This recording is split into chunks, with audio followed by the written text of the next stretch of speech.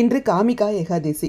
தட்சிணாயன புண்ணிய காலத்தில் வர்ற முதல் ஏகாதேசி. பெருமாளோட அருளையும் ஆசீர்வாதத்தையும் பெறுவதற்கு இது உகந்த நாளாக இருக்குது. இந்த நாளில் நாம் செய்கிற சிறிய விஷயங்கள் கூட நம்முடைய வாழ்க்கையில் பெரிய பிரச்சனைகளை கூட நீக்கிவிடும்.